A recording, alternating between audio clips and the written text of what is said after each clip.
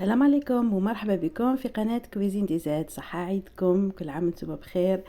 جات متأخرة ولكن اسمحوا لي، ان شاء الله ينعاد عليكم بالصحة والهنا والستر. بواش نتمنى ان شاء الله يا رب. ان شاء الله تكونوا عيدتوا بخير، وان شاء الله دوزتوا العيد بخير وعلى خير. اليوم جبت لكم وصفة من وصفات العيد الأضحى اللي مازال باقي له اللحم يجرب هذه الوصفة. اللي حبيت ندير كتف في الفرن ولا اي اي طرف حبيتو ديروه. هنا عندي نبداو بسم الله. انا عندي حبيت ندير كتف اليوم. جبت الكتف من بعد نبدا نجيب الموس ونثقب فيه، ندير ثقب كامل بهذا الشكل. كما تقدروا ديروا اي مرسو حبيتوه، ماشي لازم كتف، اي مرسو حبيتوه ديروه بنفس الطريقه. نخلوه على جهه، نروحوا نجيبوا باسينه نديروا تتبيله تاعنا اللي تجينا بزاف بنينه، وراح يجي اللحم تاعنا طايب زبده. هنا في باسينه درت تقريبا واحد ربع كاس تاع الزيت.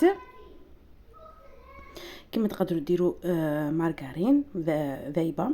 درت الملح، سكلجبير ولا زنجبيل، كركم،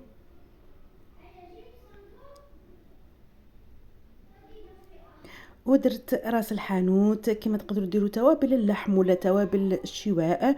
ودرت فلفل اسود، لكن عندكم فلفل احمر ديروه، لكن عندكم مطارد تاني ديروه، لكن عندكم اعشاب منسمه تاني ديروها، زعتره تاني. هنا درت الكمون وتاني قرفه بودره.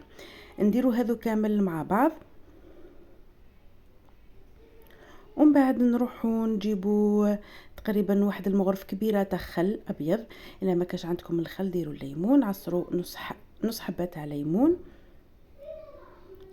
ونزيدو نسكرفجو تقريبا واحد زوج حتى 3 حبات تاع فصوص تاع ثوم.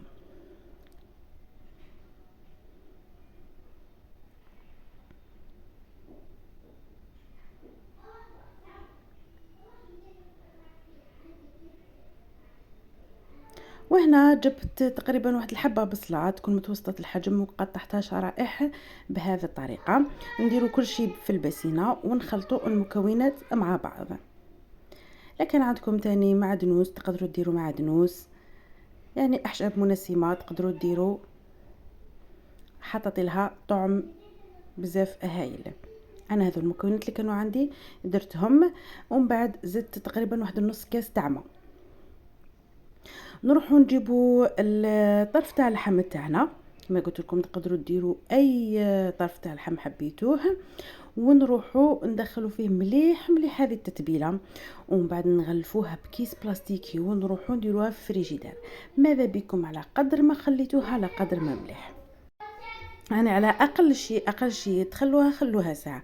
هي انا شوفوا انا درتها مع الصباح، الا حبيتوا ديروها العشاء ديروها مع الصباح ومن بعد العشيه طيبوه. وذا العكس اذا بغيتوا ديروها في الفطور ديروها ليله من قبل. يعني غلفوها مليح وخلوها في الفريجيدير على قدر ما خليتوها على قدر ما ذاك اللحم يجي بنين ويجيكم طايب زبده. انا كما قلت لكم درتها في الفريجيدير وخليتها نهار كامل. هنا بعد ما خليتها نهار كامل نروحوا نعاودوا نجيبوه. قبل هذا نروح نجيبوا السنيوه تاعنا اللي حنطيبوا فيها. اول شيء نديروا الومنيوم بهذا الشكل، يعني ماذا بكم نكثروا انه باش نغلفوهم مليح.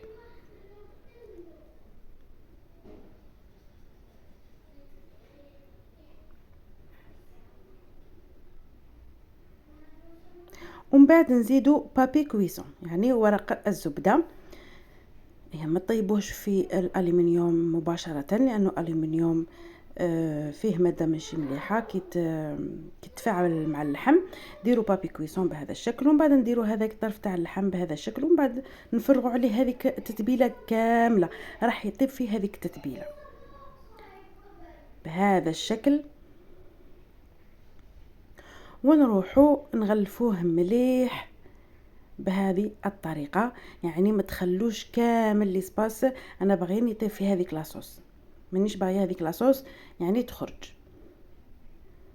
نغلفوه بالالومنيوم بهذا الشكل.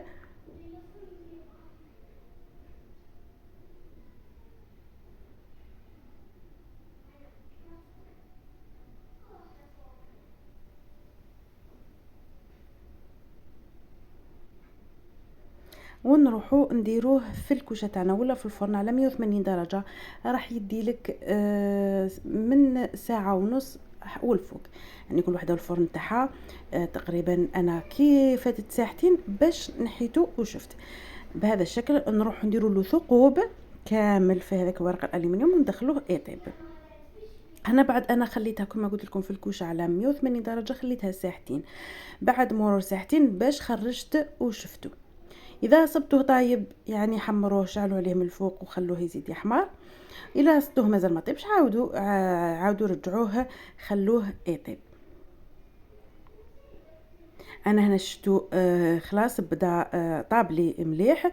عاودت دخلته للفرن، غير دالي هذيك التحميره من الفوق وعاودت خرجته.